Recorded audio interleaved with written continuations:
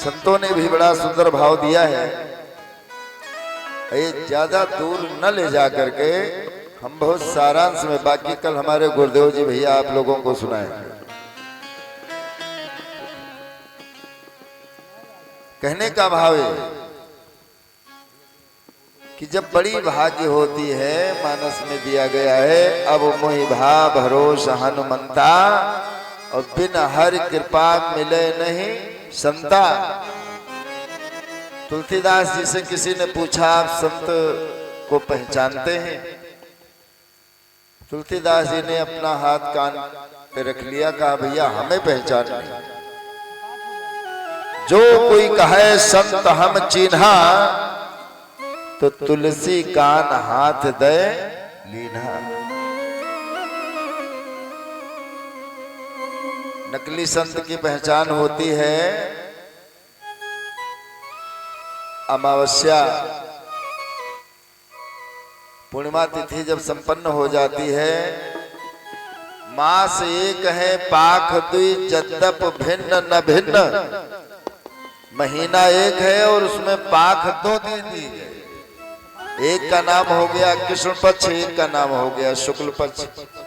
सूरज दोनों में होता है, लेकिन नाम रख दिया गया कृष्ण पक्ष और शुक्ल पक्ष, जबकि सूरज दोनों में होता है।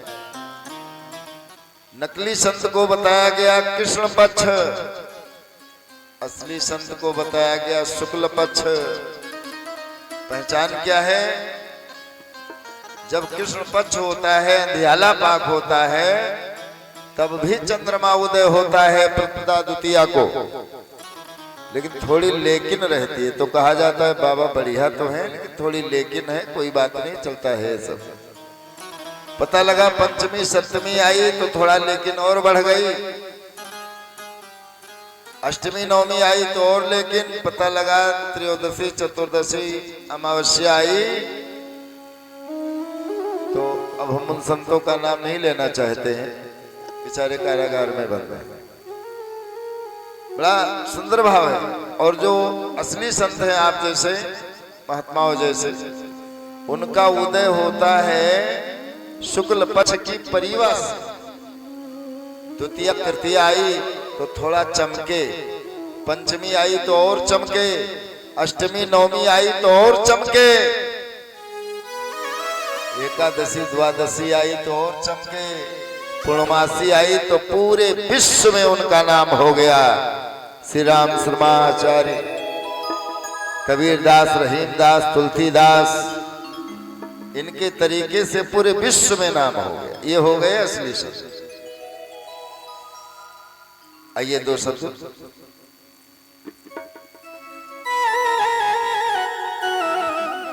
कि आसाराम बनना आसान है। एक संत हैं जिनका नाम है रामदेव। सब दुकानों में उनकी दवाएं चलती हैं, सब कुछ चलता है घी से लेकर के। कि आसाराम बनना आसान है, रामदेव बन पाना मुश्किल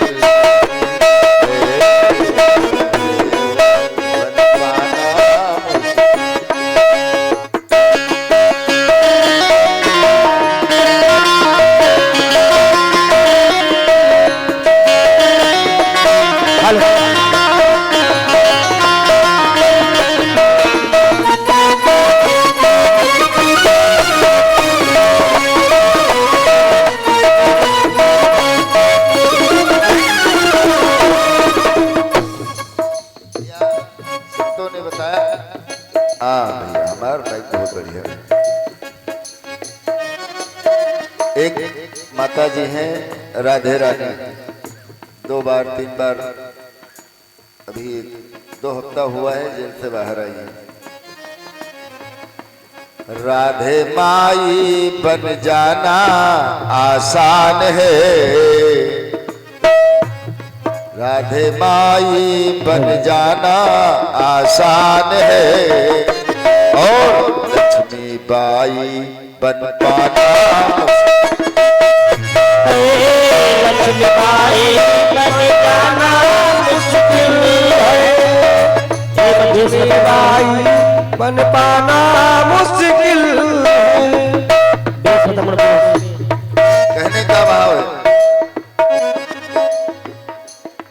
संतों ने बड़ा सुंदर भाव दिया है।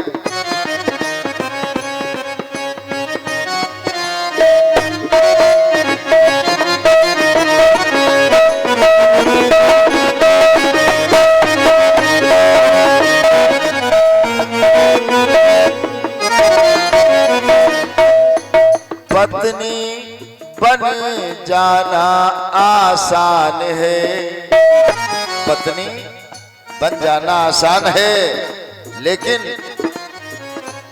पत्नी धर्म निभाना मुश्किल। पत्नी धर्म निभाना मुश्किल है, पत्नी धर्म जाना आसान है, पत्नी धर्म निभाना मुश्किल है, पत्नी धर्म निभाना मुश्किल है।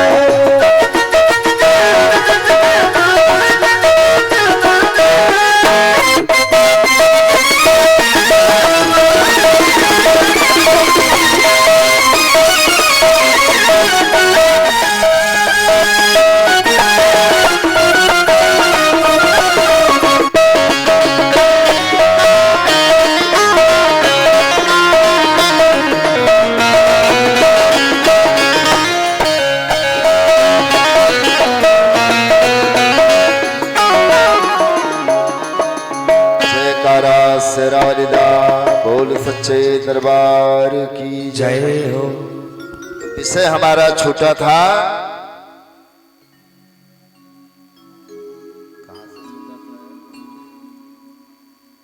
चूड़ा मणि उतार तब दयो और हरस समेत पवन सुत लयो। यहां तक की कथा आप सुन चुके। अब आया विषय कि जब भगवान राम को केवट ने गंगा से उत्पार किया, उतर ठाड़ी भय सुर शरीरेता। आज भगवान गंगा से इस पार आ गए हैं। माता जानकी जी की तरफ देखने लगे कि देवी बताओ, केवट ने हमको इस पार उतारा है, इसकी मजदूरी देना चाहिए। या माता जानकी अपने पति के मन की बात जानती हैं। सिया पिया ही अगति जाननहारी और मणि मुंदरी मन मुदित उतारी। आज जानकी जी मणि मुंदरी उतार करके दे दिया। अब भक्तों, ये मणि मुंदरी आई कहां से? एक बार शंकर भगवान को मां पार्वती जी सुंदर भेष बना रही है नारी का। एक सांप को कंगन बनाने लगी तो सर्प को अपनी पूंछ को अपनी मुंह में रखना पड़ता है। असहनीय पीड़ा हो गई उस सर्प को, तो उसके आंख से 2 बूंदें टपक पड़ी। भक्तों, एक बूंद से एक कन्या बनी जिसका नाम हो गया सुलोचना, और दूसरे का नाम हुआ सुनैना। लंका नरेश राजा रावण का पुत्र मेघनाथ सुलोचना को हरण करके लेकर चला गया और सुनैना का विवाह महाराज जनक जी के साथ में हुआ। जब विवाह होने लगा तो मां पार्वती जी भोले बाबा से बोली, प्रभु वो हमारी कन्या है, हमारे वजह से वो पैदा हुई, इसलिए पैर हमें पूजने के लिए जाना है। जनक जी ने कहा जाइए। सुनैना जी ने जाकर के जानकी जी जो है जानकी जी की माता सुनैना जी के पैर पूजा। अब जब कन्या का पैर पूजा जाता है तो कुछ दक्षिणा भी दी जाती है। अब उस दक्षिणा में माता पार्वती ने सुंदर मणि से जड़ित मुंदरी दान कर दिया। अब सुनैना की कन्या जब जानकी जी का विवाह हुआ तो सुनैना ने वो मणि मुंदरी उठा करके जानकी जी को दे दिया। और इधर भगवान राम केवट को उतराई देने के लिए जानकी जी ने मुद्रिका प्रभु राम को दिया। और वो मुद्रिका केवट ने नहीं लिया। केवट ने कहा प्रभु आपके दर्शन ही बहुत हैं। का करबे सोने की नैया, का करबे बरमुठ रुपैया, बस साँझ सवेरे दर्शन दो, बैकुंठ किनारे छवा दो मणिया। तो मुद्रिका आनंद कंद भगवान के पास रह गई और सीता की खोज के लिए जब हनुमंत जी जाने लगे, अनंत बलवंत संत जी जब जाने लगे, उठा करके वो मुद्रिका दे दिया। कहा गया कि ये मणि और मुद्रिका दोनों जहां एक जगह रहती हैं वहां की नारियां वैधव्य नहीं होती। इसीलिए माता जानकी जी ने कहा भैया न ये मुद्रिका यहाँ रहना चाहिए और ना ये मणि यहाँ रहना चाहिए, इसको आप लेते जाओ। चूड़ा मणि उतारी तब देऊ, ओ हरस समेत पवन सुत ले। अब वो मुद्रिका लेकर के महाराज जी आ रहे थे। आनंद रामायण में थोड़ा छेपक आया है कि गर्भी कमान भगवन हरते जरूर है, गर्भी कमान भगवन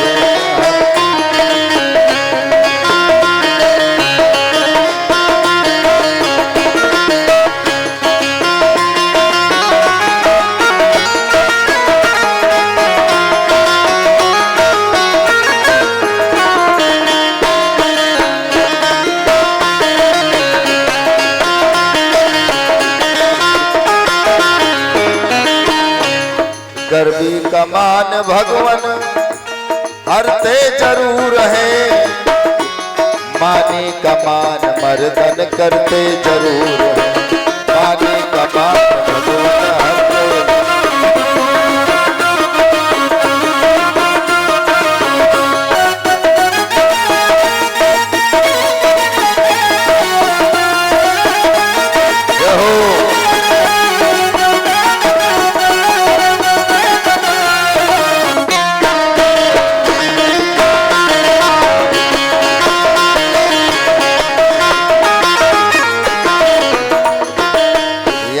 बड़ी सुंदर झांकी होने वाली है।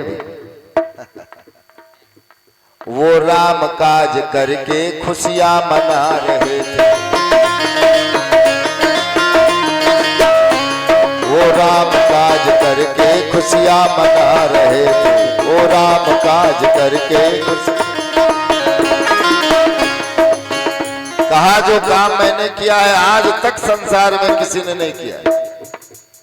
ये भैया डॉक्टर है, डॉक्टर साहब थोड़ा बैठ जाओ और कहो तो उतरी है सही। अरे यार हमने सामान लिए जा तो बताओ तुम काम। अरे राम राम राम राम। हाँ भाई उतर पर प्रेम से बोल दो सदगुरुदेव भगवान की जय हो। आज हनुमान जी को प्यास लग गई। सारांश में आइए, प्यास लगी, बाबा से कहने लगे हमको प्यास लगी है। बाबा जी ने कहा जाओ जलाशय में पानी पी लो। हनुमान जी पानी पी करके आए और जब पानी पी करके आए कहा बाबा मुंदरी दे दो। बाबा जी ने कहा कमंडल में रखी। ये हमारे जितने बाबा लोग आए हैं आसन वासन सब साथे में, केवल राशन हमको देना है बस, बाकी सब फिट है।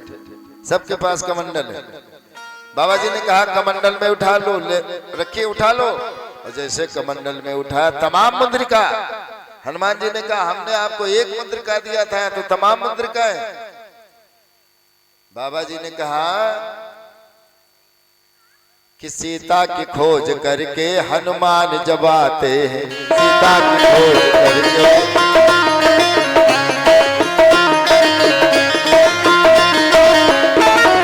सीता की खोज करके हनुमान जब आते हैं, सीता की खोज करके गिरता में मुद्रिका यहाँ भूल जाते हैं।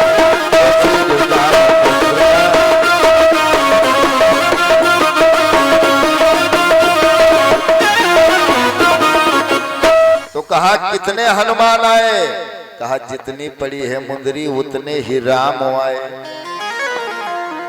और जब जब राम का अवतार होता है सीता हरण तभी यहाँ हर बार होता है, सीता हरण तभी यहाँ।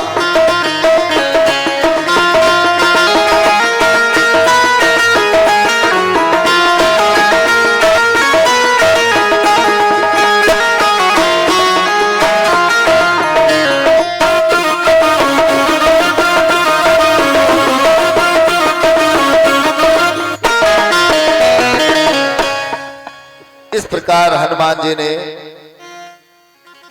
सोचा अपने मन में कि भाई जो हमने काम किया है ये पहले हमें नहीं है, हमसे बहुत लोगों ने ये ऐसा काम पहले कर दिया है। अब थोड़ा शब्द रह गया, क्या है? अभी शंकर जी का विवाह हुआ तो भाई पार्वती जी की आपने विदाई नहीं करवाई। विदाई भी होना चाहिए ना।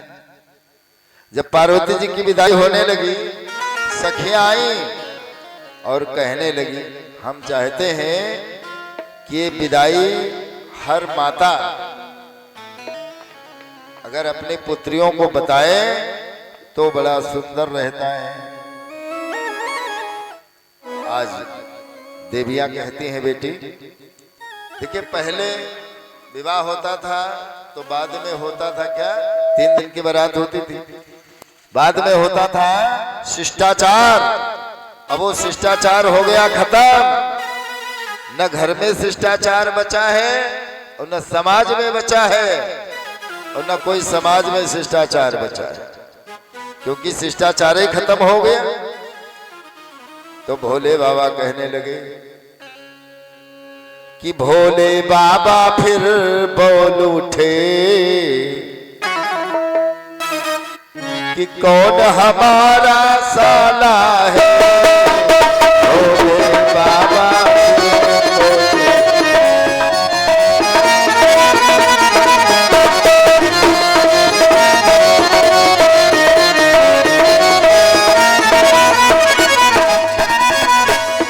भोले बाबा फिर बोल उठे कि कौन हमारा साला है।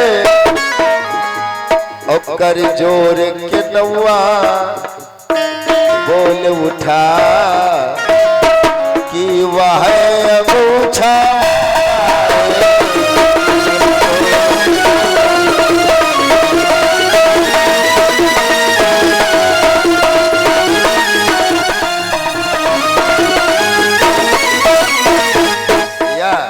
भोले बाबा के साले का नाम था मैनाक।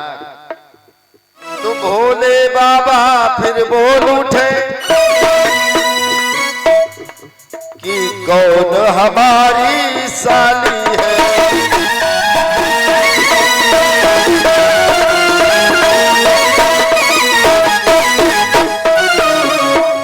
और कर जोर के नौआ बोल उठा वाह मड़ई तेवा।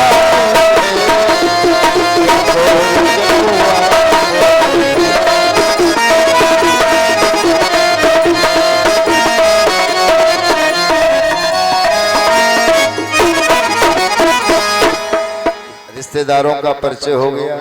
अब इसके बाद में स्वयं सखियां सब विदाई गीत करती हैं और कहती हैं कि बेटी ससुर माँ रहियो तू चांद बनी के, बेटी ससुर माँ रहियो तू चांद बनी के, बेटी ससुर माँ रही हाथ चांद बन के।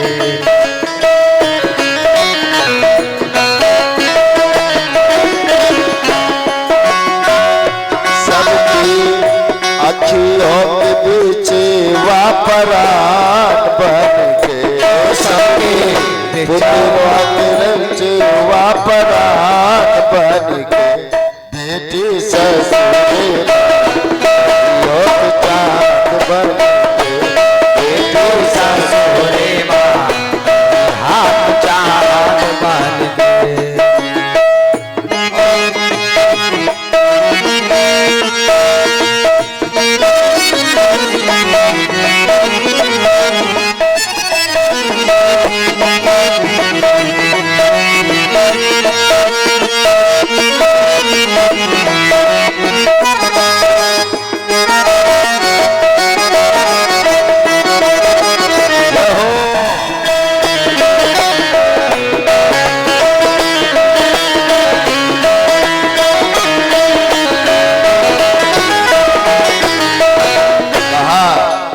सासु के निस दिन पैर दबई हो,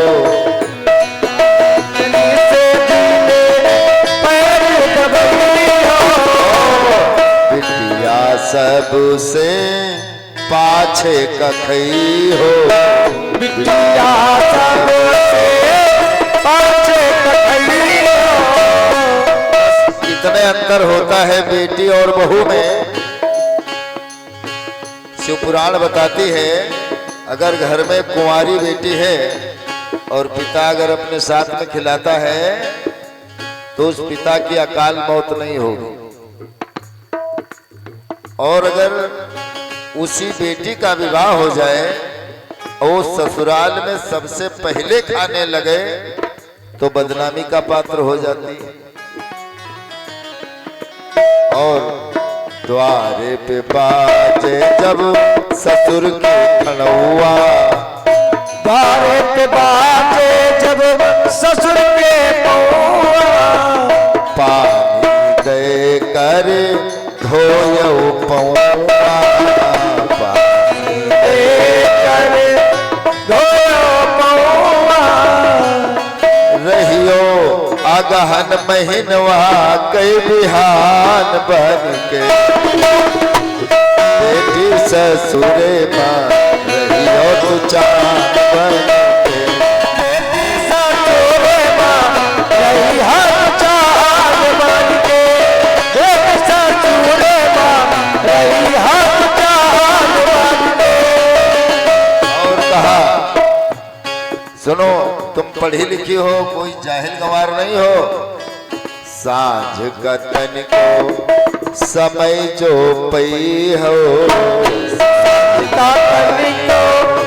समय जो पई हो, छोटे छोटे लड़ी कने का तुम पढ़ई हो, छोटे छोटे नारी कने का तुम पढ़ई हो। द्वारे पे किसी के आहट पई हो, द्वारे पे किसी के जब आहट पई हो, मुखड़ा घूंघट से तुम छिपई हो, घट से छिपई हो। रहियो हीरायो मोती के दुकान बन के, रहियो हीरायो मोती के दुकान बन के, बेटी ससुर माँ रहियो तू चांद बन के, बेटी ससुर माँ रही हाथ चांद बन के, बेटी ससुर माँ रही हाथ चांद बन के।